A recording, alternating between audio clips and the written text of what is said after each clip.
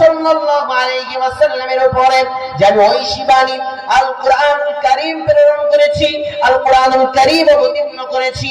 ওই কোরআনুল কারীমের পারা নাম্বার 21 পৃষ্ঠা নাম্বার 19 সূরার নাম সূরাতুল আহজাব এর মধ্যে আমি রব্বুল আলামিন একটা আয়াত অবতীর্ণ করে দিয়েছি। ওই আয়াতটা হলো কুল্লাই ইয়ানফা'কুমুল ফিরারু ইন ফারারতুম মিনাল মাউত আবিল কত ওয়া ইযাল লা তুমাত্তাউনা ইল্লা কলিলা। আল্লাহু আকবার। রব্বুল আলামিন বলেন, হে দুনিয়ার মানুষ, কুল্লাই ইয়ানফা'কুমুল ফিরার, হে নবী তুমি তাদেরকে জানিয়ে দাও, লা ইয়ানফা'কুমুল ফিরার, যদি তারা পলায়ন করতে চায়, ইন ফারারতুম মিনাল মাউতি আবিল কত, মওত এবং হত্যা থেকে তারা যদি নিষ্কৃতি পাওয়ার জন্য পলায়ন করতে থাকে, তারা যদি ভয়ে ছুটতে থাকে, লা ইয়ানফা'কুমুল ফিরার, তাদের ওই পালিয়ে যাওয়াটা কোনো রকম উপকারদায়ক হবে না, তারা পলায়ন করে এই মৃত্যু থেকে বাঁচতে পারবে না। ওয়া ইযাল লা তুমাত্তাউনা ইল্লা কলিলা, সুতরাং আমি রব্বুল আলামিন তাদের জন্য এই দুনিয়ায় যে অল্প কিছু সময় দিয়েছি, এই অল্প কিছু সময় অবকাশ দিয়েছি, আমি রব্বুল আলামিন শুধুমাত্র তাদেরকে পরীক্ষা নিরীক্ষা করার জন্য আমি রব্বুল আলামিন এই দুনিয়াতে কিছুদিন তাদেরকে অবকাশ দিয়েছি। এবার আমি আপনি আল্লাহর কাছে প্রশ্ন করছি, ও মহান প্রতিপালক, যদি পালিয়ে যে মৃত্যু থেকে বাঁচতে না পারে, তাহলে আমরা দুনিয়ার বুকে বিভিন্ন বিল্ডিং বালাখানা তৈরি করে রেখে দিয়েছি, বড় বড় রাজপ্রাসাদ আমরা তৈরি করে রেখে দিয়েছি, বড় বড় মহল আমরা তৈরি করে রেখে দিয়েছি। ও মহান প্রতিপালক, যদি দুনিয়ার কোন মানুষ আমাদেরকে খুঁজতে আসে, আমরা আমাদের নিরাপদ স্থানে যখন আশ্রয় গ্রহণ করি, তারা তো আমাদেরকে খুঁজে পাই না। রব্বুল আলামিন যখন আজরাইল এসে যাবে আমাদের জানটা কবজ করার জন্য, তো তখন যদি আমরা আমাদের ওই আবাসস্থলে আমরা যদি আশ্রয় নেই, তাহলে কি আমরা বাঁচতে পারবো মৃত্যু থেকে? রব্বুল আলামিন বলেন, বান্দা, তোমরা যে এই রকম প্রশ্ন করবে, আমি মহান প্রতিপালক সেটাও জানি, তাই তো ইতিপূর্বে তোমাদের প্রশ্নের উত্তর আমি রব্বুল আলামিন পবিত্র কোরআনুল কারীমে দিয়ে দিলাম। পবিত্র কোরআন পারা নাম্বার 5 পৃষ্ঠা নাম্বার 9 সূরার নাম সূরাতুন নিসার মধ্যে রব্বুল আলামিন জানিয়ে দেন, আইনামা তাকুনু ইউদরিকুমুল মাউতু ওয়ালাউ কুনতুম ফি বুরুজিম মুশাইয়াদা। আল্লাহু আকবার। রব্বুল আলামিন বলেন, আইনামা তাকুনু, তোমরা যেখানেই থাকো না কেন, যেখানেই অবস্থান করো না কেন, ইউদরিকুমুল মাউত, মওত তোমাদেরকে গ্রাস করে নেবে, মওত তোমাদেরকে একেবারে জাপটা করে ধরবে, মওত থেকে তোমরা কেউ নিষ্কৃতি পাবে না, কেউ বাঁচতে পারবে না। ওয়ালাউ কুনতুম ফি বুরুজিম মুশাইয়াদা, যদিও কিনা তোমরা সুন্দর অট্টালিকার মধ্যে তোমরা অবস্থান করো, তারপরেও মৃত্যু থেকে তোমাদের নিষ্কৃতি পাওয়ার কোনো উপায় নাই। এবারে আমি আপনি প্রশ্ন করছি, ও রব্বুল আলামিন, যখন মৃত্যুর ফেরেশতা এসে যাবে, তখন আমরা যদি বলি, ও মৃত্যুর ফেরেশতা, এখন আমাদেরকে একটু ছেড়ে দাও, আমরা আবার দুনিয়াতে যাই, একটুখানি সময় আমাদেরকে দিয়ে দাও, একটুখানি সময় আমাদের দিলে আমরা সৎ কাজ করব, সৎ কর্মশীল ব্যক্তিদের অন্তর্ভুক্ত হব, তাদের সংস্পর্শ লাভ করব, আমরা অসৎ ব্যক্তিদের ধারে পাশে যাব না, তাহলে কি মৃত্যু থেকে আমাদেরকে একটুখানি অন্তত আমাদেরকে নিষ্কৃতি দেওয়া হবে?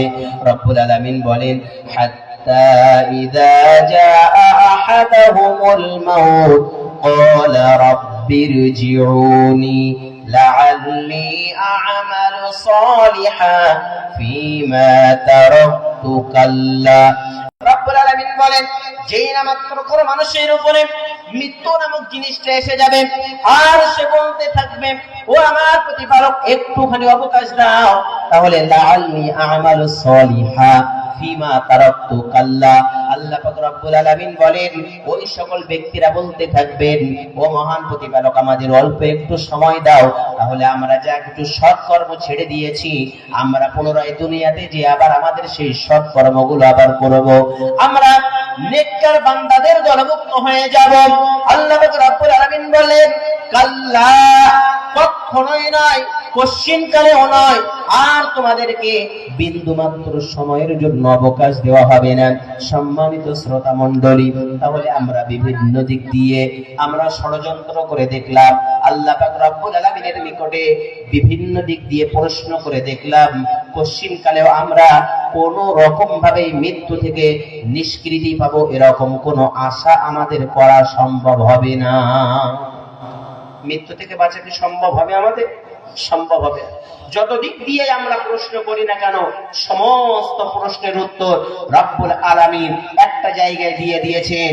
সেই গাইডলাইন, সেই গাইডবুক, সেই কোরআনুল কারীমটা আল্লাহ পাক রব্বুল আলামিন 1450 বছর পূর্বেই দিয়ে দিয়েছেন। সেখানে আমার আপনার সমস্ত পথ প্রদর্শক আল্লাহ পাক রব্বুল আলামিন করে দিয়েছেন। জোরে হবে না? সম্মানিত শ্রোতা মণ্ডলী, বক্তব্য ভুলে গেলে হবে না। আবার আমরা ফিরে যাই পূর্বের বক্তব্যের দিকে। তাহলে আল্লাহ পাক রব্বুল আলামিন বলেছিলেন, ওয়ালা তামুতুন্না, তোমরা মৃত্যুবরণ করো না, ইল্লা ওয়া আনতুম মুসলিমুন। হ্যাঁ, যদি মৃত্যুবরণ করতেই হয় তাহলে তোমরা প্রকৃত মুমিন হয়ে মৃত্যুবরণ করো। তাহলে পয়েন্ট হলো দুটি, একটি হলো মৃত্যুবরণ না করে থাকা, 2 নাম্বার পয়েন্ট হলো মৃত্যুবরণ যদি করতেই হয় তাহলে প্রকৃত মুমিন হওয়া। তাহলে এই দুইটির মধ্যে একটি আমাদের পক্ষে সম্ভব, আর একটি কিন্তু আমাদের পক্ষে সম্ভবপর না। কোনটি সম্ভব? প্রকৃত মুমিন হওয়া আমাদের জন্য সম্ভব, কিন্তু মৃত্যু থেকে বেঁচে থাকা, মৃত্যু থেকে নিষ্কৃতি পাওয়া আমাদের পক্ষে সম্ভব না।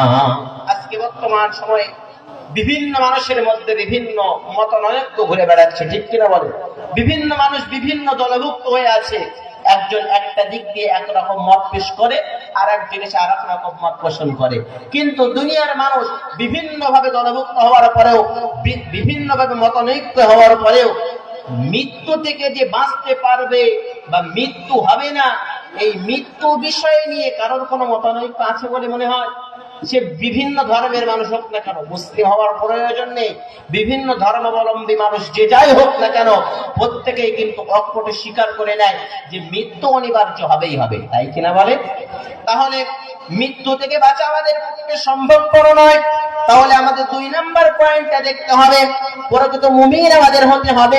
তাহলে এবার আমরা আল্লাহ পাক রব্বুল আলামিনের নিকটে আরো একটা প্রশ্ন করে দিই। কি প্রশ্ন? প্রশ্নটা হলো, মহান রব্বুল আলামিন কেন তিনি বললেন তোমরা প্রকৃত মুমিন হয়ে মৃত্যুবরণ করো? কেন তিনি প্রকৃত মুমিন হওয়ার কথা বললেন? প্রশ্ন আছে না নাই? প্রশ্ন আছে তো নাকি, যে কেন তিনি প্রকৃত মুমিন হতে বললেন? এই প্রকৃত মুমিন হওয়ার বিষয়ে আমি আপনি যদি জানতে চাই, তাহলে আমাকে আপনাকে প্রশ্ন করতে হবে কোরআনুল কারীমকে। হে কোরআন, তুমি কি বলতে পারবে মহান রব্বুল আলামিন আমাদেরকে কেন প্রকৃত মুমিন হতে বলেছেন? কোরআন সাথে সাথে উত্তর দিয়ে দেয়, কেন নয়, অবশ্যই অবশ্যই আমি পারবো। কোরআনুল কারীম বলেন, দেখো না, দেখো পবিত্র কোরআন 18 নম্বর পারা, পৃষ্ঠা নাম্বার 1, সূরার নাম সূরাতুল মুমিনুন। সুবহানাল্লাহ।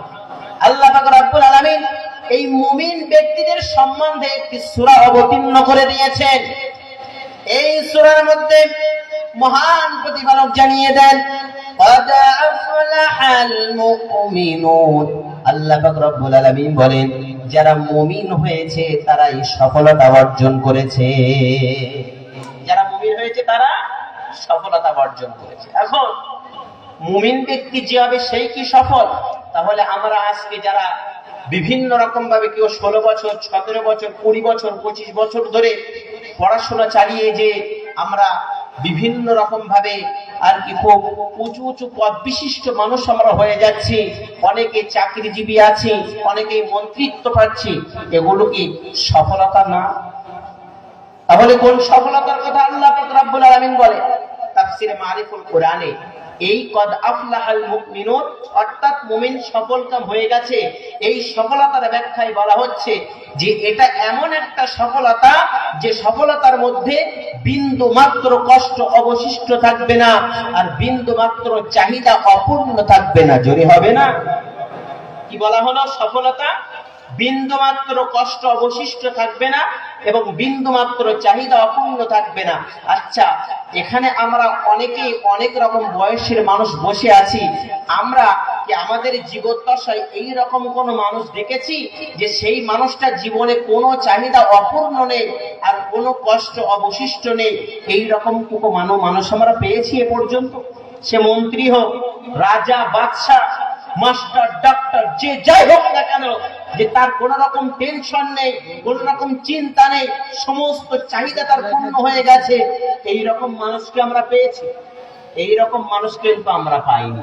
তাহলে দুনিয়াতে খামাখা আমাদের এই সফলতা অর্জন করার স্বপ্ন দেখাটাই বৃথা।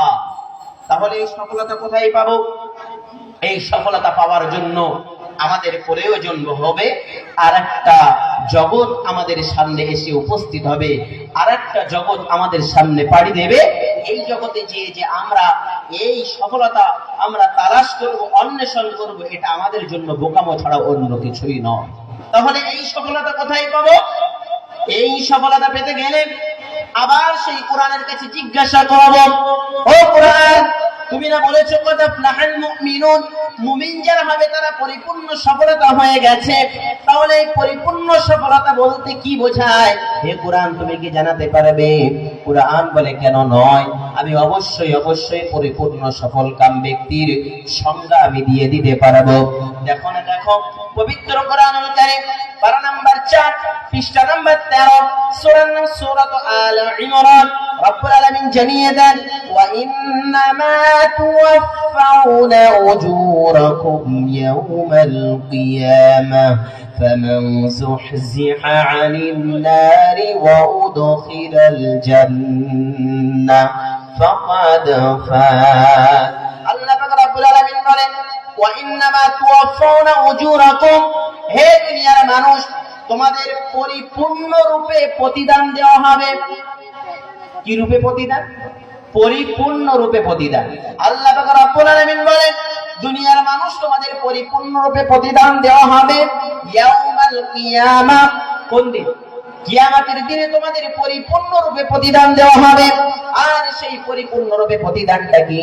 পরিপূর্ণ রূপে প্রতিদান হলো ফামান যুহজিহা আনিন নারি ওয়া উদখিলাল জান্নাহ, যে ব্যক্তি তোমাদের মধ্য হতে নিজেকে জাহান্নামের আগুন থেকে বাঁচিয়ে নিতে পারলো এবং নিজেকে ওয়া উদখিলাল জান্নাহ, জান্নাতের মধ্যে প্রবেশ করাতে পারলো, ফাকাদ ফাজ, সেই ব্যক্তি হয়ে যাবে পরিপূর্ণ সফলকাম। জোরে বলা যাবে না সুবহানাল্লাহ? তাহলে কি ভাবলা যে আমরা যখন কিয়ামত দিবসে এসে উপনীত হব, ওই কিয়ামতের দিন আল্লাহ পাক রব্বুল আলামিন আমার আপনার সমস্ত কর্মের প্রতিদান পরিপূর্ণ রূপে দেবেন? জোরে বলা যাবে না? এখন প্রশ্ন হলো, ও রব্বুল আলামিন, এই পরিপূর্ণ রূপে প্রতিদান কারা পাবে?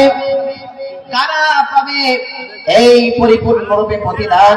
কারা পারবে নিজেকে জাহান্নামের আগুন থেকে বাঁচিয়ে নিয়ে জান্নাতের মধ্যে প্রবেশ করাতে এবং জান্নাতের মধ্যে প্রবেশ করিয়ে পরিপূর্ণ সফল কাম কারা হতে পারবে? যারা অনেক নামাজ রোজা করেছে, হজ যাকাত সব কিছু আদায় করেছে, দান ধর্ম যারা বেশি বেশি করেছে, তারা কি আল্লাহ পাক রব্বুল আলামিন তারা কি পরিপূর্ণ রূপে প্রতিদান পাবে? রাসূল পাক সাল্লাল্লাহু আলাইহি ওয়াসাল্লাম হাদিসে নববিয়ার মধ্যে ইরশাদ করেন, না না না, কোশ্চেন কালেও নয়। বুখারী শরীফের 6412 নম্বর হাদিস, এখানে ইমাম বুখারী রাহমাতুল্লাহ আলাইহি হাদিসটি নোট করে দেন। সম্ভবত বুখারী শরীফের 6412 নম্বর হাদিস। এই হাদিসে আল্লাহ রাসূল সাল্লাল্লাহু আলাইহি ওয়াসাল্লাম বলেন, লা ইউদখিলা আহাদান আমালুহুল জান্নাহ, তোমাদের মধ্যে হতে কোন ব্যক্তিকে তার কৃতকর্ম, তার ওই আমল পশ্চিম কালেও আল্লাহ পাক রব্বুল আলামিনের দয়ার জান্নাতে প্রবেশ করাতে পারবে না। ফাকালু ওয়ালা আনতা ইয়া রাসূলুল্লাহ সাল্লাল্লাহু আলাইহি ওয়াসাল্লাম, সাহাবা কিরাম রিদওয়ানুল্লাহি আলাইহিম আজমাইন জিজ্ঞাসা করে, ইয়া রাসূলুল্লাহ, আপনিও কি না, আপনিও কি আপনার নামাজ রোজা হজ যাকাত এসব দিয়ে জান্নাতে যেতে পারবেন না?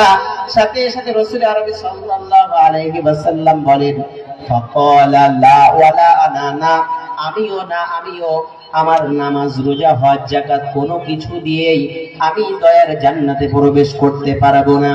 ইল্লা আইয়াতাগাম্মাদানি আল্লাহু বিরহমাতিন আও বিফাদলিন, আল্লাহ পাক রব্বুল আলামিন শুধুমাত্র যাদের উপরে তার রহমত দ্বারা বেষ্টিত করে রাখবে এবং যাদের উপরে আল্লাহ পাক রব্বুল আলামিন দয়া দেখাবেন, শুধুমাত্র ওই ব্যক্তিরা আল্লাহর দয়া এবং রহমতের অন্তর্ভুক্ত হয়ে তারা জান্নাত অর্জন করতে পারবে। আল্লাহ রাসূল সাল্লাল্লাহু আলাইহি ওয়াসাল্লাম বলেন যে আমি আমার নামাজ রোজা হজ যাকাত দিয়ে হয়তো আমি জান্নাতে যেতে পারবো না, কিন্তু আল্লাহর রহমত আল্লাহর দয়া সদা সর্বদা আমি রাসূল আরবি আমার উপরে বেষ্টিত আছে। জোরে বলা যাবে না? তাহলে আমি আপনি বুঝতে পারলাম ওই জান্নাতে যাওয়ার জন্য আমি আপনি যে নামাজের বড়ত্ব দেখাবো, ইবাদতের বড়ত্ব দেখাবো, দান ধনের বড়ত্ব দেখাবো, এসব বড়ত্ব কোন রকম কাজে আসবে না, এসব বড়ত্ব কোন রকম কাজে আসবে না। আল্লাহ পাক রব্বুল আলামিনের শুধুমাত্র দয়া, আল্লাহর রহম, আল্লাহর অনুগ্রহ যাদের উপরে থাকবে তারাই কেবলমাত্র যেতে পারবে ওই দয়ার জান্নাতে। জোরে বলা যাবে না সুবহানাল্লাহ? সম্মানিত শ্রোতা মণ্ডলী, এবার আমি আপনি প্রশ্ন করি, তাহলে আল্লাহর রহমতের অন্তর্ভুক্ত যারাই হবে তারাই যদি জান্নাতে যায়, তাহলে প্রশ্ন হলো ওই রহমতের অন্তর্ভুক্ত কারা হবে? জোরে বলেন ঠিক কিনা? তাহলে আল্লাহ পাক রব্বুল আলামিনের রহমত দিয়ে, তার অনুগ্রহ দিয়ে, তার দয়া দিয়ে যদি জান্নাতে যেতে হয়, তাহলে সেই দয়ার অন্তর্ভুক্ত কারা হবে, সেই রহম কারা পাবে? এই প্রশ্ন যখন আমি আপনি ওই কোরআনের কাছে করে দিলাম, এই কোরআন তুমি না একটা বার পরিপূর্ণ সফলতা তারাই পাবে যারা জান্নাত অর্জন করতে পারবে, আর জান্নাত তারাই পাবে যারা আল্লাহর দয়ার অন্তর্ভুক্ত হবে। এই কোরআন তুমি আর একটুখানি বলো না, ওই আল্লাহ পাক রব্বুল আলামিনের রহমতের অন্তর্ভুক্ত কারা হতে পারবে? কোরআন বলে কেন নয়, অবশ্যই আমি পারবো। রব্বুল আলামিন পবিত্র কোরআনুল কারীমের প্রথমেই একটা সূরা অবতীর্ণ করে দিয়েছেন, সেই সূরাটির নাম হলো সূরাতুল ফাতিহা। ছোট্ট থেকে নিয়ে বয়স্ক পর্যন্ত প্রত্যেকদিন আমরা প্রায় কয়েকবার পড়ে থাকি, নামাজের মাধ্যমে আমরা কয়েকবার সূরা ফাতিহাটা পড়ে থাকি। আমাদের অনেকেরই মুখস্থ আছে সূরা ফাতিহা। ওই সূরা ফাতিহার মধ্যে রব্বুল আলামিন প্রথমে জানিয়ে দিয়েছেন আলহামদুলিল্লাহি রাব্বিল আলামিন, সমস্ত প্রশংসা দুজাহানের প্রতিপালক রব্বুল আলামিনের জন্য। আর রহমানির রহিম, যিনি হলেন অত্যন্ত দয়ালু এবং যিনি হলেন অনেক বড় মেহেরবান। জোরে বলা যাবে না সুবহানাল্লাহ? সম্মানিত শ্রোতা মণ্ডলী, এখানে একটা বিষয় আছে, আল্লাহ পাক রব্বুল আলামিন একই অর্থবোধক শব্দ দুইটি নিয়ে এসেছে। আর রহমান মানে হলো দয়া, আর রহিম মানে হলো দয়া। তাহলে দুইটি শব্দের অর্থ যদি একই হয়, তাহলে দুইটি শব্দ কেন পাশাপাশি নিয়ে আসলেন? প্রশ্ন আছে না নাই? দুইটি শব্দের অর্থ একই, কিন্তু আবার পাশাপাশি নিয়ে আসলেন, তার কারণ কি? বিভিন্ন মুফাসসিরিন কিরাম এই আয়াতের ব্যাখ্যায় তারা বলেন আল্লাহ পাক রব্বুল আলামিন এই যে আর রহমান এবং আর রহিম তিনি পাশাপাশি নিয়ে এসেছেন, এর বিশেষ একটি কারণ আছে, বিশেষ একটি রহস্য আছে। সেই রহস্যটা কি? রহস্য হলো আর রহমানু ফিদ দুনিয়া ওয়ার রহিমু ফিল আখিরাহ। আল্লাহ পাক রব্বুল আলামিনের যে আর রহমান নামের দয়া, এই দয়াটা আল্লাহ পাক রব্বুল আলামিন দুনিয়াতে দেখিয়ে থাকবেন। এই দয়ার অন্তর্ভুক্ত আল্লাহর বিরুদ্ধাচরণকারী ব্যক্তি যারা হবে, আল্লাহর নাফরমান ব্যক্তি যারা হবে এবং আল্লাহর আনুগত বান্দা যারা হবে, সমস্ত ব্যক্তিরা, সমস্ত প্রাণীকুল, সমস্ত কীট পতঙ্গ সবাই এই দয়ার অন্তর্ভুক্ত হয়ে যাবে। অতএব নবীর হাদিস মান জাদ্দা ওয়াজাদা, যে ব্যক্তি চেষ্টা করবে যে বিষয়ের উপরে, সে সেই বিষয়ের উপরে আল্লাহর রহম পেয়ে যাবে, আল্লাহর দয়া পেয়ে যাবে, আল্লাহর করুণা পেয়ে যাবে। আল্লাহ পাক রব্বুল আলামিন তার নামের আরেকটা অর্থ আর রহিম। এই আর রহিম নামের অর্থ হলো দয়া, কিন্তু এই রহিম নামের যে দয়া অর্থ হলো, এই রহিম নামের দয়াটা রব্বুল আলামিন দুনিয়াতে দেখাবেন না, বরং কাল কিয়ামতের দিনে ময়দানে মহাশরে রব্বুল আলামিন রহমানের দয়াটা তুলে নেবেন। রহমানের দয়াটা তিনি একেবারে ছিন্ন করে নেবেন। রব্বুল আলামিন সাথে সাথে ওই কিয়ামতের দিনে ময়দানে মহাশরে যেদিন মানুষ পৃথিবীর প্রান্ত থেকে ও প্রান্ত ছুটতে থাকবে, যেদিন সম্বন্ধে রব্বুল আলামিন পবিত্র কুরআনুল কারীম পারা নাম্বার 29 পৃষ্ঠা নাম্বার 8 সূরাতুল মাআরিজের মধ্যে জানিয়ে দেন, ফি ইয়াউমিন কানা মিকদারুহু 50 আলফা সানা। রব্বুল আলামিন বলেন, দুনিয়ার মানুষ তোমরা একদিন, দুই দিন, এক মাস, দুই মাস, এক বছর, 2 বছর করে গণনা করতে থাকো। এরকম করে করে 50,000 বছর গণনা করতে, 50,000 বছর অতিবাহিত করতে যতটা পরিমাণে সময় ব্যয় হবে, ততটা পরিমাণে সময় হবে কিয়ামতের একটি দিন। ওই একটি দিন আল্লাহ পাক রব্বুল আলামিন বলেন, আসমান বিদীর্ণ হয়ে যাবে, জমিন টকবক করে ফুটতে থাকবে, সূর্যটাও তিনি নিকটবর্তী হয়ে যাবে, মানুষের প্রান্ত প্রান্ত ছুটতে থাকবে। রব্বুল আলামিন বলেন, ইয়াউমা ইয়াফিরুল মারউ মিন আখিহি ওয়া উম্মিহি ওয়া আবি ওয়া সাহিবাতিহি ওয়া বানি লিকুল্লি ইমরিইম মিনহুম ইয়াউমা ইযিন শাআনুন ইউগনি। আল্লাহ পাক রব্বুল আলামিন বলবেন, ইয়াউমা ইয়াফিরুল মারউ মিন আখিহি, কিয়ামতের দিনটা এতটা পরিমাণে ভয়াবহ হবে, এতটা পরিমাণে বিপর্যস্ত হবে। ওই দিনেতে ভাই ভাইকে থেকে পলায়ন করতে থাকবে, পিতা সন্তানকে থেকে পালাতে থাকবে, স্ত্রী স্বামীকে থেকে ছুটতে থাকবে, সন্তান বাপকে থেকে ছুটতে থাকবে। কোন মানুষ কোন মানুষের জন্য উপকারে আসবে না। লিকুল্লি মিনহুম ইয়াউমা ইযিন শাআনুন ইউগনি। ওই দিনটা এতটা পরিমাণে ভয়াবহ হবে, যেদিন প্রত্যেকটা মানুষ নিজ নিজ প্রশ্নের উত্তর দেওয়ার জন্য, নিজ বিপদ মুসিবত থেকে উদ্ধার পাওয়ার জন্য তারা ব্যতিব্যস্ত থাকবে। কোন রকম আপনজন প্রিয়জনদের কথা তারা স্মরণ করতে পারবে না। আল্লাহ পাক রব্বুল আলামিন বলেন, ওই দিনেতে আমি আল্লাহ আমার রহিম নামের দয়াটা আমি দেখাবো, রহমান নামের দয়া সেদিন থাকবে না। আর ওই দিন রহিম নামের দয়ার অন্তর্ভুক্ত হবে শুধুমাত্র তারাই যারা দুনিয়ার বুকে আমি রব্বুল আলামিন আমার উপরে বিশ্বাস স্থাপন করেছে, এবং যারা প্রকৃত মুমিন ব্যক্তি হয়েছে, তারাই শুধুমাত্র রহিম নামের দয়ার অন্তর্ভুক্ত হয়ে তারা জান্নাতের অধিকারী হয়ে নিজেদেরকে পরিপূর্ণ সফলকাম বানিয়ে নেবে। তাহলে পরিপূর্ণ মুমিন আল্লাহ কেন হতে বলেছেন, এবার কি বুঝতে পারছেন যে কেন তিনি প্রকৃত মুমিন হতে বললেন? প্রকৃত মুমিন যারাই হবে তারাই পরিপূর্ণ সফলতা অর্জন করবে। কেমন সফলতা? এমন সফলতা অর্জন করবে যে তাদের সফলতার মধ্যে বিন্দু মাত্র কষ্ট অবশিষ্ট থাকবে না, এবং বিন্দু মাত্র চাহিদা অপূর্ণ থাকবে না। চলে হবে না? সম্মানিত শ্রোতা মণ্ডলী, বিশেষভাবে মনে রাখবেন, আজকে যে এই ইয়া শাবাব উম্মাহ কমিটির পক্ষ থেকে এই যে একটি ইসলামিক জলসার আয়োজন আপনারা করেছেন, সকলের সার্বিক সহযোগিতায় গড়ে উঠেছে এই অনুষ্ঠান।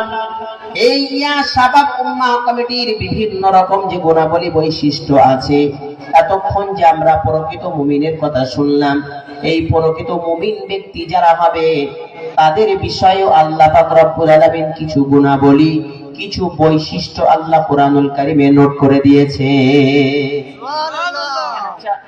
এখন আপনাদের গ্রামের কোন একজন আর কি 12 থেকে 14 বছরের একটা বাচ্চা, সে যদি তার কোনো আত্মীয়র বাড়ি থেকে বাড়ি আসে, আর ওই তার সমবয়স্ক একটা বাচ্চা যদি স্কুল থেকে বাড়ি আসে, দুজনকে দেখে চেনা যাবে না? যাবে না?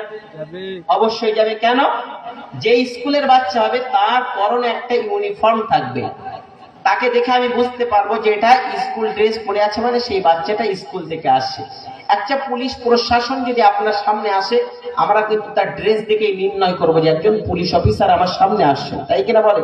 তাহলে দুনিয়াবি ক্ষেত্রে আমরা যখন বিভিন্ন পথ দেখতে গেলে আমরা কিছু বৈশিষ্ট্য, কিছু নমুনা আমরা দেখে চিহ্নিত করি, আমরা দেখে তার পরিচয় আমরা জানতে পারি। ঠিক তেমনি আল্লাহ পাক রব্বুল আলামিন প্রকৃত মুমিন ব্যক্তি কারা হবে তাদেরকে চেনার জন্য এ পর্যন্ত আমি অধম পবিত্র কোরআনুল কারীমে 35 থেকে 37টির মতো প্রকৃত মুমিনের বৈশিষ্ট্য খুঁজে পেয়েছি। জোরে বলা যাবে সুবহানাল্লাহ। এই 35 থেকে 37টি বৈশিষ্ট্যের মধ্যে হতে রব্বুল আলামিন বিভিন্ন সূরায় বিভিন্ন রকম ভাবে বৈশিষ্ট্য গুণাবলী বর্ণনা করেছেন। তার মধ্যে প্রথমে যে সূরাটি আমি আপনাদের সামনে উপস্থাপন করলাম, যে মুমিন ব্যক্তি যারা হবে তাদের উদ্দেশ্যে তাদের নামকরণে আল্লাহ পাক রব্বুল আলামিন একটি সূরা অবতীর্ণ করে দিয়েছেন, এবং ওই সূরার মধ্যে মহান প্রতিপালক এই প্রকৃত মুমিন ব্যক্তির 7টি বৈশিষ্ট্য বর্ণনা করে দিয়েছেন। এই 7টি বৈশিষ্ট্য বর্ণনা করার পূর্বে রব্বুল আলামিন জানিয়ে দিয়েছেন কদ আফলাহাল মুমিনুন, যারা এরপরে উল্লেখিত 7টি গুণাবলী বৈশিষ্ট্যের উপরে বৈশিষ্ট্য হতে পারবে তারা প্রকৃতপক্ষে সফলতা অর্জন করতে পারবে। এই 7টি বৈশিষ্ট্যের মধ্যে হতে আল্লাহ পাক রব্বুল আলামিন সর্বপ্রথম যে বৈশিষ্ট্য তিনি বর্ণনা করে দিয়েছেন, ওই বৈশিষ্ট্যটি হলো মহান প্রতিপালক বলেন আল্লাযীনা হুম ফি সলাতিহিম খাশিউন। আল্লাহু আকবার। রব্বুল আলামিন বলেন ওই সকল ব্যক্তিরাই মুমিন, ওই সকল ব্যক্তিরাই মুত্তাকি, ওই সকল ব্যক্তিরাই প্রকৃত মুসলিম ব্যক্তি, যারা যখন নামাজ আদায় করবে ওই নামাজ আদায়ের সময় তারা হবে বিনয়ী, তারা হবে বিনম্র।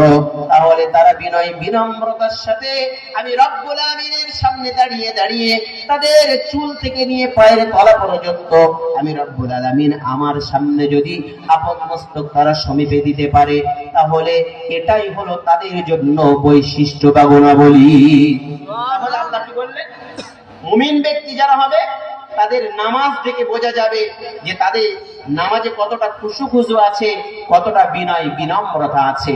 তাহলে একজন ব্যক্তি এসে শুধু নামাজে দাঁড়িয়ে গেলেন, নিয়ত করলেন, সাথে সাথে সূরা ফাতিহা পড়তে হয় নাকি সূরা ফাতিহার সাথে একটি সূরা মিলাতে হয়, রুকুতে যে কি পড়তে হয়, সিজদায় যে সিজদা তাসবিহটা কি কিছুই আমি জানলাম না, তাশাহুদ দরুদ শরীফ দোয়া মাসুরা কিছুই জানলাম না, শুধু আমি আপনি অন্যরা রুকু সিজদা করছে তাদের থেকে সেই আমি রুকু সিজদা করে যাচ্ছি, এটাই কি নামাজ?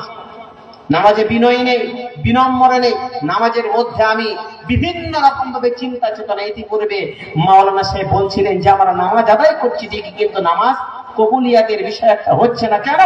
আল্লাহ পাক রব্বুল আলামিন পবিত্র কোরআনুল কারীমে কিন্তু বলেছেন ইন্নাস সালাতা তানহা আনিল ফাহশাই ওয়াল মুনকার। পবিত্র কোরআন পারা নাম্বার 21 পৃষ্ঠা নাম্বার 1।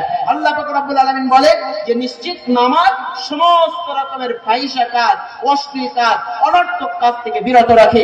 অথচ আজকে আমরা দেখতে পাচ্ছি একজন ব্যক্তি সে নামাজ আদায় করছে ঠিকই, 5 ওয়াক্ত নামাজ পড়ছে বা জামাত নামাজ আদায় করছে, কিন্তু তারপরেও তার মধ্য থেকে মিথ্যা যাচ্ছে না, চগলখড়ি যাচ্ছে না, তার মধ্য থেকে জীবত কিল্লা যাচ্ছে না, পরচর্চা পরনিন্দা কোনো কিছুই যাচ্ছে না। জোরে বলেন ঠিক কিনা?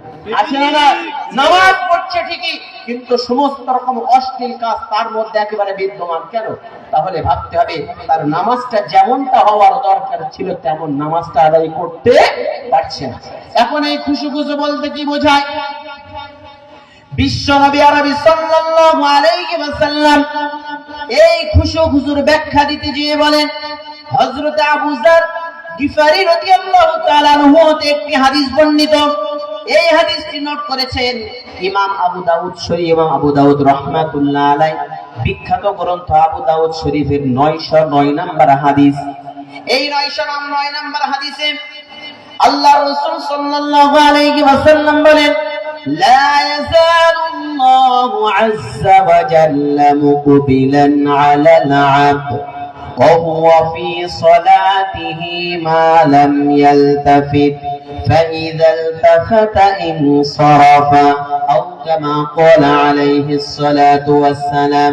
আল্লাহ রাসূল সাল্লাল্লাহু আলাইহি ওয়াসাল্লাম বলেন লা ইয়াজালুল্লাহু আযজা ওয়া জাল্লা আলাল আবদি মুকবিলান আলাল আবদ, আল্লাহ পাক রব্বুল আলামিন সিও বান্দার দিকে অতক্ষণ পর্যন্ত রহমতের দৃষ্টি দিয়ে থাকেন, ওহুয়া ফি সালাতিহি মা লাম ইয়ালতাফিত, যতক্ষণ পর্যন্ত ওই বান্দার অন্তরটা নামাজের দিকেই থাকে, অন্য কোনো দিকে যায় না, ততক্ষণ পর্যন্ত আল্লাহর রহমতের দৃষ্টিটাও ওই বান্দার দিকে পড়তে থাকে। ফাইদাল তাফাতা ওয়ানসারাফা, বান্দা যখন নামাজের মধ্যে হতে নিজের মন মানসিকতাটা দুনিয়াবি দিকে দিয়ে দেবে, সাথে সাথে আল্লাহর রহমতের দৃষ্টিটা আল্লাহ ঘুরিয়ে নেবে। এখানেও সুবহানাল্লাহ, এখানেও সুবহানাল্লাহ। আল্লাহ আমার থেকে রহমতের দৃষ্টি সরিয়ে নিচ্ছে, আমি বলছি সুবহানাল্লাহ। বক্তা টান দিয়ে ছেড়ে দিলে সেখানে সুবহানাল্লাহ। যাই হোক, তাহলে আপনারা বক্তব্য কতটা মনোযোগ সহকারে শুনছে, আপনাদের ফিডব্যাক শুনেও আমি বুঝতে পারবো। ঠিক আছে, তাহলে দেখেন আমি আপনি নামাজ আদায় করছি, তাহলে নামাজে যতক্ষণ পর্যন্ত আমার মনটা আছে ততক্ষণ পর্যন্ত আল্লাহর রহমতের দৃষ্টিটা আমার দিকে, আমার মনটা দুনিয়াবি দিকে চলে গেল, আল্লাহর রহমতের দৃষ্টিটাও সরে গেল। ভাবতে পারছে? আচ্ছা এবার বলেন, আমি আপনি যখন নামাজে দণ্ডায়মান আছি, আমার আপনার মনটা কত দিকে না কত দিকে ছোটাছুটি করছে বলেন। মসজিদের ইমাম সাহেব একদিন যদি নামাজের আর কি কেরাতটা একটুখানি লম্বা করে দেয়, তো সেদিন মানুষের আর অস্বস্তি বোধের আর কুল কিনারা থাকে না, ঠিক কিনা বলেন? অথচ নবী আরবি সাল্লাল্লাহু আলাইহি সাল্লাম নামাজ আদায় করতেন, সাহাবা কেরাম রিদওয়ানুল্লাহি আলাইহিম আজমাইন যারা রাতের নামাজে নবী সাল্লাল্লাহু আলাইহি সাল্লামের সাথে থাকতেন, বলা হচ্ছে যে পা দুখানা ব্যথা হয়ে যেত, আল্লাহ রাসূলের পা মোবারক ফুলে ফেটে যেত। আল্লাহ রাসূল সাল্লাল্লাহু আলাইহি সাল্লামকে জিজ্ঞাসা করা হচ্ছে, ইয়া রাসূলুল্লাহ, আপনার তো আগের পরে সমস্ত ভুল ত্রুটি আল্লাহ পাক রব্বুল আলামিন maaf করে দিয়েছেন। আল্লাহ রাসূল বেগুনাহ মাসুম, যে কাফেররা যা কিছু আল্লাহ রাসূলের সাল্লাল্লাহু আলাইহি ওয়াসাল্লাম নিষ্কলুষ ভাবে যা কিছু বদনাম রটিয়েছে, সমস্ত সবকিছু আল্লাহ maaf করে দিয়েছে। তারপরে ইয়া রাসূলুল্লাহ, আপনি কেন এত নামাজে এত পরিমাণে দণ্ডায়মান থাকেন? আপনার তো পা মোবারক ফুলে ফেটে যাচ্ছে। আল্লাহ রাসূল সাল্লাল্লাহু আলাইহি ওয়াসাল্লাম বলেন, ও সাহাবীরা, যে আল্লাহ আমাকে দয়া করে করুণা করে রহমাতুল লিল আলামিন বানিয়েছে, যে আল্লাহ আমার আগের পরে সমস্ত ভুল ত্রুটিগুলো maaf করে দিয়েছে, আমি কি পারবো না সেই আল্লাহর রহমতের অন্তর্ভুক্ত বান্দাদের, আল্লাহর শুকর গুজারকারী বান্দাদের দলভুক্ত হতে? যে আল্লাহ আমাকে রহমত দিয়ে এত কিছু করেছে, সেই আল্লাহ শুকরিয়া আদায় কি আমি করতে পারবো না? তাহলে আল্লাহর রাসূল সাল্লাল্লাহু আলাইহি ওয়াসাল্লাম নামাজ আদায় করতেন আল্লাহর শুকরিয়া জ্ঞাপন করার জন্য। তো সেই শুকরিয়া জ্ঞাপন করার নামাজ যদি এতটা পরিমাণে দীর্ঘ হয়, তাহলে আমার আপনার নামাজটা আমার আপনার উপরে তো অপরিহার্য, এই নামাজটা কতটা পরিমাণে দীর্ঘ হওয়ার দরকার ছিল। আর ইমাম সাহেব সামান্য একটু কেরাত লম্বা করে দিচ্ছে, আমি সমস্ত রকমের নামাজের মধ্যে আমাকে অমুক জায়গায় যেতে হবে, অমুক ডক্টরের কাছে যেতে হবে, এই কাজটা করতে হবে, সব কিছু চিন্তা ভাবনা মাথার মধ্যে নিয়ে আসছি। আচ্ছা বলেন, ওই নামাজটা কি আর আল্লাহর জন্য হলো কি? আল্লাহর জন্য কিন্তু নামাজটা হলো না। এছাড়াও আরো একটা হাদিস আপনাদের সামনে যদি উপস্থাপন করে, বিষয়টা আরো স্পষ্ট হয়ে যায়। মিশকাত শরীফের হাদিস, এছাড়াও সহিহ মুসলিমে 395 নাম্বার হাদিস। এই হাদিসের মধ্যে আল্লাহ পাক রব্বুল আলামিন বলেন, এটি হাদিসে কুদসি। হাদিসে কুদসি বলা হয় যে কথাটি স্বয়ং আল্লাহ পাক রব্বুল আলামিনের রাসূলের মুখ দিয়ে আল্লাহ পাক রব্বুল আলামিন বার করে নিচ্ছেন, এই হাদিসকে হাদিসে কুদসি বলা হয়। এই হাদিসে কুদসির মধ্যে রব্বুল আলামিন জানিয়ে দেন, قسمتُ الصلاة بيني وبين عبدي نصفين ولعبدي ما سأل। আল্লাহ পাক রব্বুল আলামিন বলেন, সূরা ফাতিহাকে আমি রব্বুল আলামিন দুই ভাগে বিভক্ত করে দিয়েছি। এই সূরা ফাতিহার একটা ভাগ আমি রব্বুল আলামিন আমার জন্য রেখে দিয়েছি, আর একটি ভাগ আমি মহান প্রতিপালক আমার বান্দাদের জন্য দিয়ে দিয়েছি। সূরা ফাতিহা ইতিপূর্বে বলছিলাম, এই সূরা ফাতিহাকে আল্লাহ পাক রব্বুল আলামিন দুই ভাগে বিভক্ত করলেন। এক ভাগ নিজের জন্য রেখে দিলেন, অপর ভাগকে আল্লাহ পাক রব্বুল আলামিন আমাদের জন্য দিয়ে দিলেন। জোরে হবে না? এই সূরা ফাতিহাকে রব্বুল আলামিন 7 আয়াত বিশিষ্ট করেছেন। এই 7টি আয়াতের মধ্যে 3.5টি আয়াত তিনি নিজের জন্য রেখে দিয়েছেন, আর 3.5টি আয়াত বান্দার জন্য দিয়েছেন। আল্লাহ পাক রব্বুল আলামিন সূরা ফাতিহার প্রথমেই বলে দিয়েছেন, আলহামদুলিল্লাহি রাব্বিল আলামিন। সমস্ত প্রশংসা জাহানের প্রতিপালক রব্বুল আলামিনের জন্য। তাহলে প্রশংসা যদি মহান প্রতিপালকের জন্য হয়, তাহলে এই আয়াতের সম্পর্ক কার দিকে? এই আয়াতের সম্পর্ক কিন্তু আল্লাহর দিকে। দ্বিতীয় নাম্বার আয়াত আল্লাহ পাক রব্বুল আলামিন বলেন আর রহমানির রহিম। আল্লাহ পাক রব্বুল আলামিন বলেন যিনি অত্যন্ত দয়ালু এবং অত্যন্ত মেহেরবান।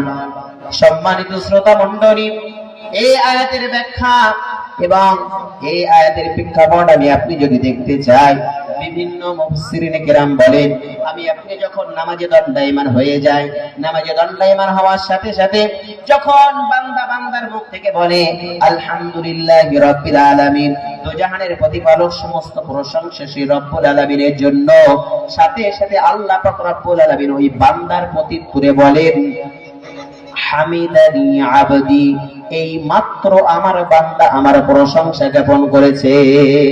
আমি বলছি আলহামদুলিল্লাহি রাব্বিল আলামিন, আল্লাহ আমার কথার উত্তর দিচ্ছেন হামিদানি আবদি, আমার বান্দা আমার প্রশংসা জ্ঞাপন করেছে। বান্দা বলছে আর রহমানির রহিম, আল্লাহ বলেন আসনা আলা আবদি, আমার বান্দা আমার প্রশংসা করেছে। বান্দা আবার বলে মালিক ইয়াউমিদ্দিন, বিচার দিনের মালিক আল্লাহ। আল্লাহ বলেন মাজ্জাদানি আবদি, আমার বান্দা আমার বরত্ব বন্দনা করেছে। বান্দা আবার বলে ইয়াকা না'বুদু ওয়া ইয়াকা নাস্তাঈন, ইয়াকা না'বুদু, আল্লাহ আমরা শুধুমাত্র তোমারই ইবাদত করি।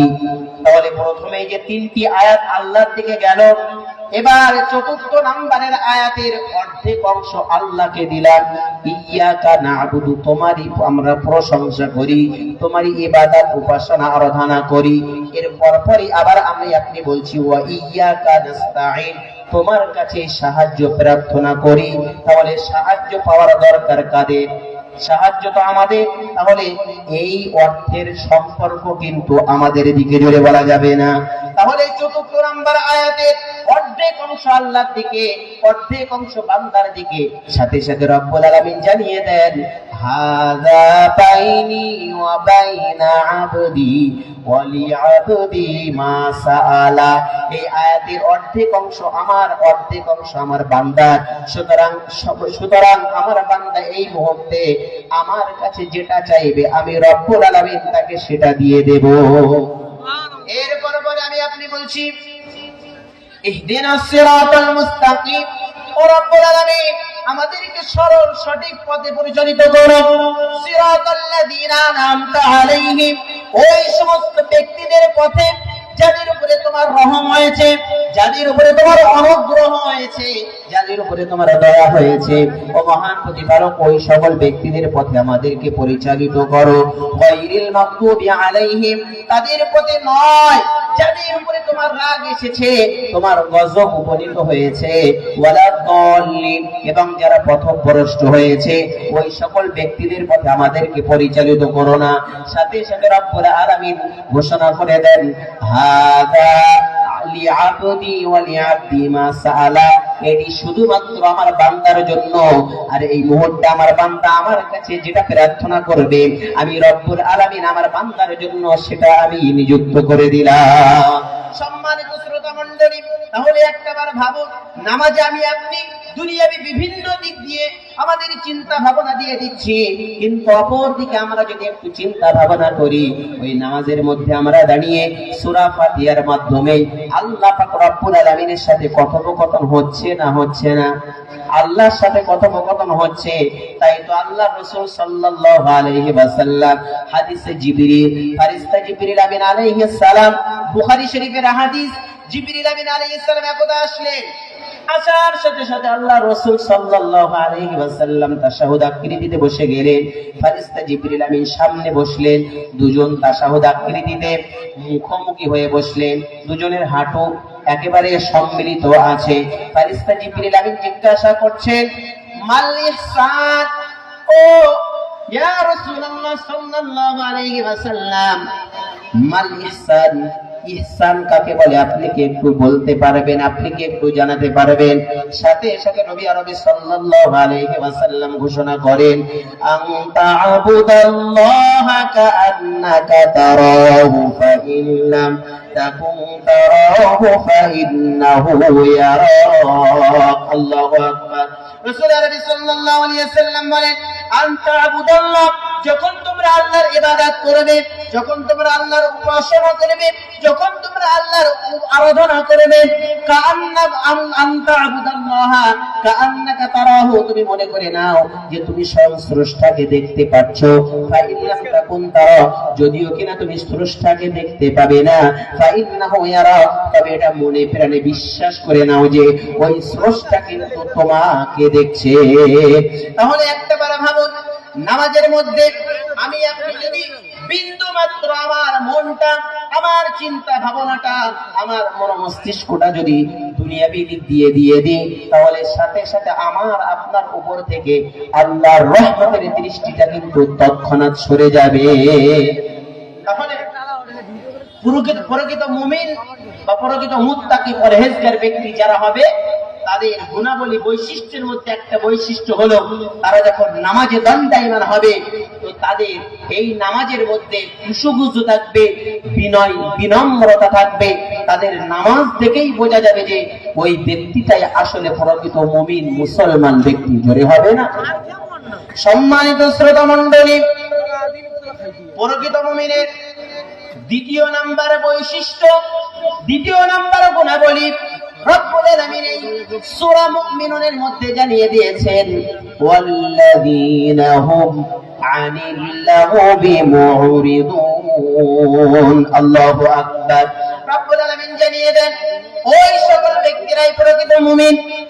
ওয়াল্লাযীনা হুম, যে সকল ব্যক্তিরা আনিল লাগবি মুরিদুন, সমস্ত রকম অশ্লীল কাজ, অনর্থক কাজ, অপ্রয়োজনীয় কাজ থেকে, কথাবার্তা থেকে যে সকল ব্যক্তিরা বিরত থাকতে পারবে, নিজেকে বাঁচিয়ে রাখতে পারবে, তারাই হয়ে যাবে প্রকৃতপক্ষে মুমিন, তারাই হয়ে যাবে প্রকৃতপক্ষে মুত্তাকি বা পরহেজগার ব্যক্তি। আল্লাহর রাসূল সাল্লাল্লাহু আলাইহি ওয়াসাল্লাম বলেন, নি'মাতান, বুখারী শরীফের 6412 নম্বর হাদিস, আল্লাহ রাসূল সাল্লাল্লাহু আলাইহি ওয়াসাল্লাম বলেন, নি'মাতানি মাগবুনুন ফীহিমা কাসীরুম মিনান নাস, আস-সিহহাতু ওয়াল ফারাগ। আমার সাহাবীরা, তোমাদের মধ্যে আমার এমন আশঙ্কা হয় যে আল্লাহ পাক রব্বুল আলামিন প্রত্যেকটা মানুষের দুইটি এমন নিয়ামত দিয়েছেন, যে নিয়ামত সম্বন্ধে প্রত্যেকটা মানুষ গাফিল থাকে, অমনোযোগী থাকে, অমনস্ক থাকে। আল্লাহ রাসূল সাল্লাল্লাহু আলাইহি ওয়াসাল্লাম বলেন, আস-সিহহাতু ওয়াল ফারাগ, মানুষ যখন সুস্থ অবস্থায় দিনানিপাত করে, মানুষ আল্লাহ পাক রব্বুল আলামিনের সমস্ত বিধিবিধান ভুলে যায়। জোরে বলেন ঠিক কিনা? মানুষ যখন সুস্থ অবস্থায় দিনানিপাত করবে, সমস্ত রকমের বালা মুসিবতের কথা ভুলে যাবে, সমস্ত রকম অশ্লীল কাজ তার দ্বারা সংগঠিত হবে, সমস্ত রকম খোদাভীরতা তার মধ্য থেকে একেবারে দূরে সরে যাবে। ওয়াল ফারাগ, মানুষ যখন একেবারে একটু ফালতু সময় অতিবাহিত করবে। ওয়াল ফারাগ, মানুষ যখন একেবারে যে কোনো রকম কাজ কাম নেই, ফ্রি টাইম যখন মানুষ অতিবাহিত করবে, ওই সময়ে আল্লাহ পাক রব্বুল আলামিন যে নিয়ামতটা দিয়েছেন, এই নিয়ামত থেকে অনেক মানুষ কি করবে? অমনোযোগী থাকবে, গাফিল থাকবে, অমনস্ক থাকবে। মানুষ যখন দেখবে একটু ফ্রি টাইম অতিবাহিত করছে, যখন কোনো কাজ কাম নেই, আমি একটু বসে আছি, ওই সময়টাই দেখবেন বেশিরভাগ মানুষ, ওটা একটা আল্লাহর নিয়ামত যে একটু কাজ কাম থেকে আমি, সমস্ত কাজ থেকে আমি ফারেগ হয়েছি, সমস্ত কাজ থেকে নিষ্কৃতি পেয়েছি, একটু আমি স্বস্তির সাথে টাইমটা, সময়টা অতিবাহিত করব। ওই সময়টাই বা ওই নিয়ামতটাই মানুষ অমনোযোগী থাকে। ওই সময়ে মানুষ কি করে? বিভিন্ন রকম অশ্লীল কাজে একেবারে নিমজ্জিত হয়ে যায়। এবং মানুষ যখন সুস্থ অবস্থায় দিনানিপাত করে, তো তখন মানুষ একেবারে খোদাভীরতা, পরহেজগারিতা এবং পরকালের যে সকল শাস্তি, সমস্ত সবকিছু ভুলে যায় এবং মনে করে এই দুনিয়া শুধু আমার জন্য সৃষ্টি। মৌত নামক জিনিসের কথাটাই তার মুখ থেকে, তার অন্তর থেকে একেবারে সরে যায় যখন সে সুস্থ অবস্থায় দিনানিপাত করে। হঠাৎ করে ওই ব্যক্তি যদি আবার অসুস্থ হয়ে যায় তখন আবার আল্লাহর কথা স্মরণে পড়ে। জোরে বলেন ঠিক কিনা? তাহলে এই দুইটি নিয়ামত, এই নিয়ামত সম্বন্ধে রাসূল আরবি সাল্লাল্লাহু আলাইহি সাল্লাম বলেন যে এই দুইটি ভীষণ নিয়ামত, কিন্তু এই নিয়ামত থেকে অধিকাংশ মানুষ তারা অমনোযোগী থাকে। এরপর নবী আরবি সাল্লাল্লাহু আলাইহি ওয়াসাল্লাম আরো একটি হাদিস বর্ণনা করেন, আরো একটি হাদিসে তিনি ইরশাদ করেন, এই হাদিসটি ইমাম তিরমিজি রাহমাতুল্লাহ আলাইহি তার বিখ্যাত গ্রন্থ তিরমিজি শরীফের 2317 নম্বর হাদিসে তিনি নোট করে রেখেছেন। এই হাদিসের মধ্যে নবী আরবি সাল্লাল্লাহু আলাইহি ওয়াসাল্লাম ইরশাদ করেন, মিন হুসনি ইসলামিল মারই তারকুহু মা লা ইয়ানি। একজন ব্যক্তির প্রকৃতপক্ষে সৌন্দর্যতা, প্রকৃতপক্ষে সফলতা তার অনর্থক অপ্রয়োজনীয় কাজ কাম কথাবার্তা থেকে একেবারে বিরত থাকাটাই হলো ইসলামের প্রকৃতপক্ষে সৌন্দর্য। জোরে বলা যাবে না সুবহানাল্লাহ? তাহলে সম্মানিত শ্রোতা মণ্ডলী, একটাবার ভেবে দেখুন, আমার আপনার সমস্ত রকম অশ্লীল কাজ, আমার আপনার সমস্ত রকম অনর্থক কাজ থেকে বিরত থাকায় যদি ইসলামের সৌন্দর্য হয়, তাহলে আমার আপনার প্রত্যেকটা কদম কতটা পরিমাণে হিসাব করে এগোনো উচিত একটাবার ভেবে দেখুন। আল্লাহ রাসূল সাল্লাল্লাহু আলাইহি ওয়াসাল্লাম বলেন, একজন মানুষের প্রকৃত মুমিনের পূর্ণ সৌন্দর্য হলো তার মধ্যে, যার মধ্যে সমস্ত রকম অশ্লীল অনর্থক কাজ থেকে সে বিরত থাকতে পারলো, তাহলে সে ইসলামের পরিপূর্ণ সৌন্দর্য মণ্ডিত করতে পারলো। এখানে এই যে আল্লাযীনা হুম আনিল লাগবি, এই লাগ শব্দের অর্থই আর কি মারিফুল কোরআনে ব্যাখ্যা হচ্ছে যে এই লাগ শব্দের অর্থ হলো যে এমন কিছু অপ্রয়োজনীয় কাজ, যে কাজে, যে দেখবেন এমন একটা কাজ যে কাজে আমি আপনি যদি কাজটা করি তো ইসলামের খুব একটা অসুবিধা হবে না, আবার আমার খুব একটা উপকার হবে না, তো এই কাজ থেকে বেঁচে থাকা অন্তত পক্ষে উত্তম। আর এমন কিছু অশ্লীল কাজ, যে কাজ দ্বারা ইসলামের অনেক বড় আকারে বৃহৎ আকারে একেবারে ক্ষতির আশঙ্কা আছে, ওই কাজ থেকে আমাকে আপনাকে বিরত থাকা একেবারে আবশ্যকীয়, একেবারে অপরিহার্য বিষয়। তাহলে একটাবার ভাবুন, সমস্ত রকমের অশ্লীল কাজ, সমস্ত রকমের অনর্থক কাজ, সমস্ত রকমের অগৃহীত কাজ থেকে আমাদেরকে একেবারে দূরে সরে থাকতে হবে, আমাদেরকে বিরত থাকতে হবে। এই প্রসঙ্গে রব্বুল আলামিন বিভিন্ন রকম কোরআনুল কারীমের আয়াত অবতীর্ণ করে দিয়েছেন। আল্লাহ রাসূল সাল্লাল্লাহু আলাইহি ওয়াসাল্লাম হাদিসে নববিয়ার মধ্যে একটি হাদিস নিয়ে এসেছেন, ইয়াকুম ওয়াযান্না ফা ইন্নায-যান্না আকযাবুল হাদীস। নবী আরবি সাল্লাল্লাহু আলাইহি ওয়াসাল্লাম বলেন, তোমরা অধিক কুধারণা থেকে, তোমরা কুধারণা থেকে, কুচিন্তা ভাবনা থেকে তোমরা একেবারে দূরে থাকো, কেননা বেশিরভাগ কুধারণা মিথ্যা কথা হয়ে থাকে। জোরে বলেন ঠিক কিনা? এই প্রসঙ্গে রব্বুল আলামিন পবিত্র কোরআনুল কারীমে আয়াত অবতীর্ণ করে দেন।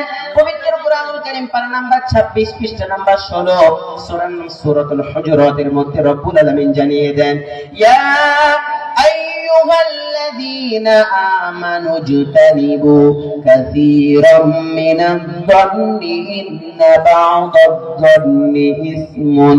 রব্বুল আলামিন বলেন, ইয়া আইয়ুহাল্লাযীনা আমানু, হে ঈমানদার সম্প্রদায়, তোমরা যারা আমি আল্লাহর উপরে বিশ্বাস স্থাপন করেছো, আমি তোমাদের উদ্দেশ্যেই বলছি, ইজতানিবু কাসীরাম মিনায-যন্ন, তোমরা অধিক কুধারণা থেকে বেঁচে থাকো।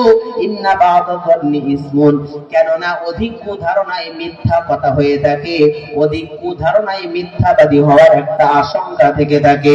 আল্লাহ পাক রব্বুল আলামিন বলেন, ওয়ালা তাজাসসু, তোমরা একে অপরের গোপন বিষয়াদি নিয়ে বেশি ঘোলাফাটা করতে যেও না, তোমরা বেশি খোঁজাখুঁজি করতে যেও না। ওয়ালা ইয়াগতাব বা'দুকুম বা'দা, তোমরা একে অপরের নামে পরচর্চা, পরনিন্দা, গিল্লা গীবতে তোমরা নিমজ্জিত হইও না। আয়ুহিব্বু আহাদুকুম, তোমাদের মধ্যে হতে কোন ব্যক্তি কি চায় আইয়াকুলা লাহমা আখিহি মাইতা, যে তার মৃত ভাইয়ের গোশত ভক্ষণ করবে, ফাকারিহতুমু, তোমরা তো এটা অনেক অপছন্দ করো, তোমাদের কাছে তো এটা অনেক নিন্দনীয়। তাহলে তোমরা জেনে রাখো, একজন ব্যক্তি তার মৃত ভাইয়ের গোশত খাওয়ার থেকেও আরো অনেক বেশি ভয়ঙ্কর হলো পরচর্চা, পরনিন্দা, গিল্লা গীবত। বিশেষ করে আমার এলাকার মা বোনেরা আছে, বিভিন্ন রকম মা বোনেরা, তাদেরকে আল্লাহ রাসূল সাল্লাল্লাহু আলাইহি ওয়াসাল্লাম বিশেষ বিশেষ কয়েকটি সতর্কবাণী দিয়ে দিয়েছেন। যখন মিরাজে তিনি ভ্রমণ করেন, মিরাজ রাতে নবী আরবি সাল্লাল্লাহু আলাইহি ওয়াসাল্লাম যখন জান্নাত ভ্রমণ করেন, জাহান্নাম ভ্রমণ করেন, জাহান্নামের মধ্যে অধিকাংশ মহিলাদেরকে তিনি দেখতে পান।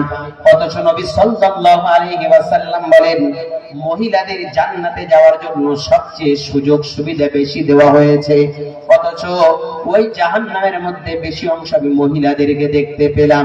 ওই মহিলাদের জাহান্নামে যাওয়ার বিশেষ বিশেষ কয়েকটি কারণ আছে। তার মধ্যে একটি কারণ হলো অধিকাংশ মহিলারা কুধারণার মধ্যে লিপ্ত আছে। জোরে বলেন ঠিক কিনা? আমাদের এলাকায় তো আছে, জানি না, মা বোনেরা কষ্ট নেবেন না, আগে থেকে ক্ষমা চেয়ে নিচ্ছি। অধিকাংশ মহিলা, যদি 2-4 জন মহিলা এক জায়গায় একটু সমবেত হয়েছে, তো সাথে সাথে অন্য অনুপস্থিত একজন মহিলা সম্বন্ধে পরচর্চা, পরনিন্দা হয় না, হয় না? অন্য একজন মহিলা যদি দেখে যে কোথাও একটা বেরিয়েছে, সে কোনো একটা হয়তো দরকারে বাড়ি থেকে বার হচ্ছে, অথচ এদের মনে সমস্ত রকমের কুধারণা, কুচিন্তা ভাবনা, সমস্ত সবকিছু এসে যাচ্ছে, পরচর্চা, পরনিন্দা, এই সকল সবকিছু এসে যাচ্ছে। মহিলাদের সংক্রান্ত বিষয়ে একজন বিখ্যাত মহিলার কথা আমি বলি। তাজকিরাতুল আউলিয়া কিতাবে লিখিত ইমাম আবু হানিফা রাহমাতুল্লাহ আলাইহি বিখ্যাত একজন ছাত্র ইমাম ইবনে মুবারক রাহমাতুল্লাহ আলাইহি, অনেকেই হয়তো নাম শুনেছেন। ইবনে মুবারক রাহমাতুল্লাহ আলাইহি একদা তিনি হজ থেকে ফিরছেন। হজ থেকে ফেরার পথে তিনি দেখতে পেলেন এক জায়গায় একটা বৃদ্ধা মহিলা বসে আছেন। ইবনে মুবারক রাহমাতুল্লাহ আলাইহি বুঝতে পারলেন ওখানে কোনো একজন ব্যক্তি আছে, কোন একজন মা বসে আছেন। আস্তে আস্তে মহিলাটির নিকটবর্তী হলেন। মহিলাটির নিকটবর্তী হওয়ার সাথে সাথে ইমাম ইবনে মুবারক রাহমাতুল্লাহ আলাইহি সালাম জানালেন। সাথে সাথে ওই মহিলাটি সালামের উত্তর দিলেন, কিন্তু ওয়ালাইকুমুস সালাম তিনি বললেন না। আমরা বলি আসসালামু আলাইকুম, প্রত্যুত্তরে বলা হচ্ছে ওয়ালাইকুমুস সালাম। ইবনে মুবারক রাহমাতুল্লাহ আলাইহি আসসালামু আলাইকুম বললেন, মহিলা ওয়ালাইকুমুস সালাম বললেন না। সাথে সাথে মহিলা উত্তর দিলেন, সালামুন কাওলাম মির রাব্বির রহিম। আল্লাহু আকবার। মহিলার সাথে সাথে উত্তর দিলেন, ওই মহান প্রতিপালক দয়ালু মেহেরবানের পক্ষ থেকে তোমার প্রতি শান্তি বর্ষিত হোক। ইবনে মুবারক রাহমাতুল্লাহ আলাইহি জিজ্ঞাসা করলেন, ও জনৈক মহিলা মা, আপনি এখানে কি করছেন? সাথে সাথে মহিলা উত্তর দিয়ে দেন, وَمَن يُضْلِلِ اللَّهُ فَلَن تَجِدَ لَهُ وَلِيًّا مُرْشِدًا। ওই মহিলার সাথে সাথে উত্তর দিয়ে দেয়, ওই মহিলার সাথে সাথে উত্তর দিয়ে দেয়, ফালাই ইয়াহদিয়াল্লাহু ফালা হাদিয়া লা। আল্লাহ পাক রব্বুল আলামিন পবিত্র কোরআনুল কারীমের আয়াত সাথে সাথে মহিলার জবান দিয়ে তেলাওয়াত করলেন আর বললেন, যে ব্যক্তিকে আল্লাহ পাক রব্বুল আলামিন পথভ্রষ্ট করে তার জন্য পথ প্রদর্শক কেউ হয় না, তার পথ দেখানোর জন্য কেউ হয় না। ইবনে মুবারক রাহমাতুল্লাহ আলাইহি বুঝতে পারলেন এই মহিলা নিশ্চিত রাস্তা ভুল করেছে, এখন রাস্তা ভুল করে আর চিনে যেতে পারছে না, এই কারণে এখানে সেই মহিলাটি আছে। এখন এই মহিলা পথ ভুলে গিয়েছে, তার কারণে এখানে অবস্থান করছে। আবার ইবনে মুবারক রাহমাতুল্লাহ আলাইহি জিজ্ঞাসা করেন, ও মা, কোথায় আপনি যেতে চান? আপনি কি কাজে এসেছিলেন? সাথে সাথে মহিলা আবার উত্তর দিয়ে দেন, সুবহানাল্লাযী আসরা বিআবাদিহি লাইলাম মিনাল মাসজিদিল হারাম ইলাল মাসজিদিল আকসা। পবিত্র কোরআনুল কারীম 12 নম্বর 15 পৃষ্ঠা নম্বর 1 সূরার নাম সূরাত বানী ইসরাঈল। আল্লাহ রাব্বুল আলামিন জানিয়ে দেন, ওই দিন ইসরার রাতে মিরাজের রাতে নবী সাল্লাল্লাহু আলাইহি ওয়াসাল্লাম মসজিদে হারাম থেকে মসজিদে আকসায় তিনি গমন করেছিলেন। অতএব ইবনে মুবারক রাহমাতুল্লাহ আলাইহি বুঝতে পারলেন এই মহিলা মসজিদে হারামে তিনি হজ সম্পাদন করেছেন, তার বাড়ি মসজিদে আকসার সন্নিকটে, সে এখন মসজিদে আকসায় যেতে চান। জোরে বলা যাবে না সুবহানাল্লাহ? মহিলা উত্তর দিচ্ছেন কিভাবে? জিজ্ঞাসা করছেন কোথায় যেতে চান, মহিলা উত্তর দিয়ে দিচ্ছে কোরআনের আয়াত দিয়ে। সুবহানাল্লাহ। যে আমি হজ সম্পাদন করেছি মসজিদে হারামে, এখন বাইতুল মাকদিসের ওখানে আমার বাড়ি, আমি ওখানে যেতে চাচ্ছি। আবার ইবনে মুবারক রাহমাতুল্লাহ আলাইহি জিজ্ঞাসা করছেন, ও মা, এখানে আপনি কতদিন অবস্থান করছেন? সাথে সাথে মহিলা উত্তর দিয়ে দেন, সালাসা লায়ালিন সাবিয়া, একেবারে পূর্ণ 3 রাত আমি এখানে অবস্থান করছি। সাথে সাথে ইবনে মুবারক রাহমাতুল্লাহ আবার জিজ্ঞাসা করেন, ও মহিলা, আপনি কি খাওয়া দাওয়া করছেন? সাথে সাথে মহিলা আবার কোরআনের আয়াত দিয়ে আবার উত্তর দিয়ে দেয়, ওয়াল্লাযী হুয়া ইউতঈমুনি ওয়া ইয়াসকিন, তিনি মহান প্রতিপালক, যিনি আমাকে ভক্ষণ করাচ্ছেন, যিনি আমাকে পান করাচ্ছেন। জোরে বলা যাবে না সুবহানাল্লাহ? সাথে সাথে ইবনে মুবারক রাহমাতুল্লাহ আলাইহি বলেন, আমার কাছে কিছু খাবার আছে, আপনি কি খাবেন? সাথে সাথে মহিলা বলেন, সুম্মা আতিম্মুস সিয়ামা ইলাল লাইল, আল্লাহ পাক রব্বুল আলামিন কোরআনে নির্দেশ দিয়ে দিয়েছেন, তোমরা তোমাদের রোজাকে সন্ধ্যা পর্যন্ত, রাতের প্রথম অংশ পর্যন্ত তোমরা অপেক্ষা করো। ইবনে মুবারক রাহমাতুল্লাহ আলাইহি বুঝতে পারলেন এই মহিলা রোজা অবস্থায় আছে। জোরে বলা যাবে না সুবহানাল্লাহ? ইবনে মুবারক রাহমাতুল্লাহ আলাইহি বলেন, ও বৃদ্ধা রমণী, মুসাফির অবস্থায় তো ফরজ রোজা না থাকাটাও তো জায়েজ আছে, তাহলে আপনি কেন মুসাফির অবস্থায় নফল রোজা আপনি পালন করছেন? সাথে সাথে মহিলা আবার উত্তর দিয়ে দেন, ওয়া আন তাসুমু খায়রুল লাকুম ইন কুনতুম তা'লামুন, ওয়া আন তাসুমু খায়রাল লাকুম ইন কুনতুম তা'লামুন। মহিলা আবার প্রত্যুত্তরে কোরআনের আয়াত বলে, তোমরা বেশি বেশি করে রোজা পালন করো, সেটাই তোমাদের জন্য মঙ্গলজনক হবে যদি তোমরা সঠিক বুঝ রেখে থাকো, যদি তোমরা সঠিক জ্ঞানে তোমরা জ্ঞানীবান হয়ে থাকো। আল্লাহ পাক রব্বুল আলামিন পবিত্র কোরআনুল কারীমে যত আয়াত দিয়েছেন, ওই সকল আয়াতের মধ্যে হতে মহিলা এক একটা করে আয়াত নিচ্ছেন এবং ইবনে মুবারক রাহমাতুল্লাহ আলাইহির কথার তিনি উত্তর দিচ্ছেন। এবার ইবনে মুবারক রাহমাতুল্লাহ আলাইহি জিজ্ঞাসা করলেন, ও মা, এতক্ষণ পর্যন্ত তো আপনার সাথে কথা বললাম, কিন্তু আমার মতো আপনি তো একটা কথাও স্বাভাবিকভাবে উত্তর দিচ্ছেন না, বরং প্রত্যেকটা কথার উত্তর আপনি তো এই কোরআনুল কারীম দিয়েই দিচ্ছেন। কেন আপনি এই কোরআনুল কারীমের আয়াত দিয়ে আপনি উত্তর দিচ্ছেন? সাথে সাথে মহিলা সাথে সাথে আবার উত্তর দিয়ে দেন কোরআনুল কারীমের আয়াত দিয়েই। আল্লাহ পাক রব্বুল আলামিন পবিত্র কোরআনুল কারীমে ইরশাদ করেন, মা ইয়ালফিযু মিন কাওলিন ইল্লা লাদাইহি রাকীবুন আতীদ। আল্লাহু আকবার। মহিলা বলেন, মানুষ তার মুখ থেকে, তার জবান থেকে যে কথাটাই বার করবে না কেন, প্রত্যেকটা কথায় আল্লাহ পাক রব্বুল আলামিন যে ফেরেশতা নিযুক্ত করে রেখে দিয়েছেন, ওই ফেরেশতা বান্দার মুখের প্রত্যেকটা কথা লিপিবদ্ধ করে রাখবে। এই ভয়ে আমি আমার মুখ থেকে কোন রকম অপ্রয়োজনীয়, অনর্থক, অশ্লীল কোনো কথা যাতে না বার হয়, সেই জন্য আমি কোরআনের আয়াত দিয়েই কথা বলার চেষ্টা করছি। জোরে বলা যাবে না? তাহলে ভাবে, এই যে মায়াল ফিযু মিন কাওলি, মানুষের মধ্যে কি লফজ থেকে, মানুষের শব্দ থেকে, মুখ থেকে, জবান থেকে যে কথাটাই বার হবে, ইল্লা লাদাইহি, আল্লাহর দরবারে রাকিবুন আতীদ, আল্লাহ পাক রব্বুল আলামিন প্রত্যেকটা মানুষের আর কি দুই স্কন্ধে যে দুটি ফেরেশতা নিযুক্ত করে দিয়েছে, এই ফেরেশতা অটোমেটিক্যালি বিবদ্ধ করছেন। জুড়ে বলা যাবে না? তাহলে দেখেন, আমাদের যে দুই কাঁধে দুই ফেরেশতা থাকে, এই ফেরেশতাদের নাম কি বলেন দিন একটু শুনি। এই ফেরেশতা, দুই কাঁধে দুই ফেরেশতা থাকে না, ফেরেশতার নাম কি? কিরামান কাতিবিন নাকি? হ্যাঁ, আচ্ছা, কিরামুন, কারিমুনের বহুবচন, কারিমুন মানে সম্মানিত, আর কারিমুনের বহুবচন হলো কিরামান মানে সম্মানিত গণ। আর কাতিবিন, কাতিবুন মানে লেখক, একজন লেখক, আর কাতিবুনের বহুবচন হলো কাতিবিন মানে অনেক সংখ্যক লেখক। তাহলে এখানে বলা হচ্ছে সম্মানিত লেখকগণ। এটা কি কোনো ফেরেশতার নাম হলো? এটা কি কোনো ফেরেশতার নাম হলো? তাহলে আমরা কি আর বলবো যে কিরামান কাতিবিন এই ফারিস্তার নাম?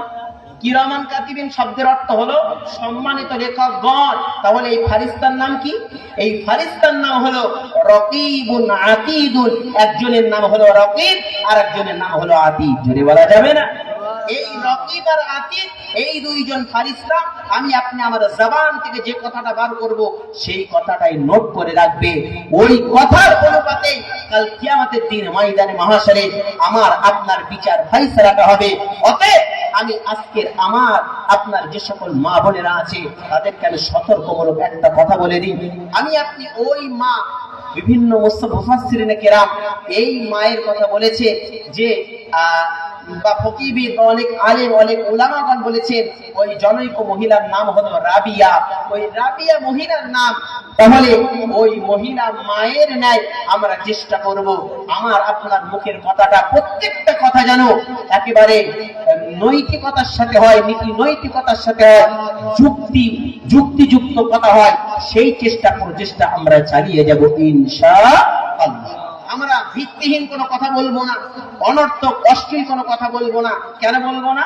আমার একজন ওস্তাদ মহাশয় তিনি বলেন যে মানব দেহের মধ্য হতে যে সকল জিনিসগুলো আর কি বের হয়, যে সকল জিনিসগুলো মানবের দেহ থেকে বার হয়, প্রত্যেকটা জিনিস দুর্গন্ধ।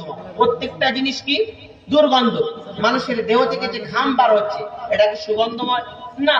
মানুষের দেহ থেকে যে আর কি আপনার প্রসাব পায়খানা বার হচ্ছে এগুলো কি সুগন্ধ?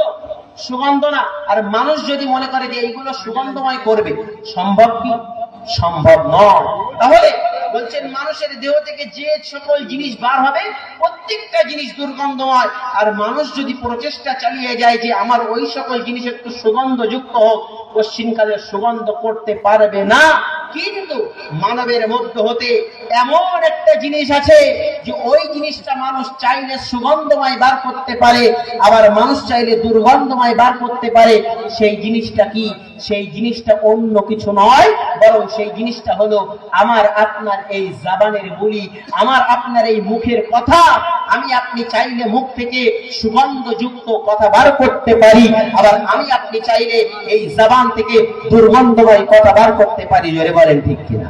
তাহলে চেষ্টা করব আল্লাহ যেমন আমাদের এই সুগন্ধ করা এবং দুর্গন্ধ করার জন্য শুধুমাত্র একটাই সুযোগ দিয়েছে, আমরা আজ থেকে একটু নিয়ত করে নিই যে আমরা এই জবান থেকে শুধুমাত্র সুগন্ধযুক্ত কথাটাই বার করব ইনশাআল্লাহ। আল্লাহ আমাদের সকলকে কবুল করে। সকলে বলি আল্লাহুম্মা আমিন। সম্মানিত শ্রোতা মণ্ডলী, রব্বুল আলামিন পবিত্র কুরআনুল কারীম পারা নাম্বার 18 পৃষ্ঠা নাম্বার 1 সূরার নাম সূরাতুল মুমিনুন। যে সূরা মুমিনুনের মধ্যে 67টি মুমিনের বৈশিষ্ট্য আল্লাহ পাক রব্বুল আলামিন বর্ণনা করে দিয়েছে। ওই 67টি বৈশিষ্ট্যের মধ্যে 2টি বৈশিষ্ট্য আমি আপনাদের সামনে উপস্থাপন করলাম। 3 নম্বর বৈশিষ্ট্য কি? রব্বুল আলামিন বলেন ওয়াল্লাযীনা হুম লিয-যাকাতি ফাঈলুন। ওই সকল ব্যক্তিরাই প্রকৃতপক্ষে মুমিন, ওই সকল ব্যক্তিরাই প্রকৃতপক্ষে পূর্ণ পরহেজগারিতা অবলম্বন করতে পারলো, যারা যথাযথভাবে নিজেদের উপরে অপরিহার্য হওয়া ওই যাকাতটা আদায় করতে পারলো, তারাই হয়ে যাবে প্রকৃতপক্ষে মুমিন ব্যক্তি। আজকে আমরা কতজন পারছি আমাদের যাকাতটা সঠিক জায়গায় আমরা সঠিক খাতে ব্যয় করতে? আল্লাহ পাক রব্বুল আলামিন যাকাতের জন্য 8টি ক্ষেত্র বলে দিয়েছে। আল্লাহ পাক রব্বুল আলামিন যাকাত আমার আপনার উপরে যে সকল ব্যক্তিরা নেসাবের মালিক হয়ে গেছি, যে সকল ব্যক্তিরা আমরা ধনাঢ্য ব্যক্তি হয়েছি, বিত্তবান লোক হয়েছি, তাদের উপরে আল্লাহ পাক রব্বুল আলামিন যাকাত ওয়াজিব করে দিয়ে, যাকাত ফরজ করে দিয়েছে, যাকাত অপরিহার্য করে দিয়েছে। তাই আজকে আমি আপনি আমার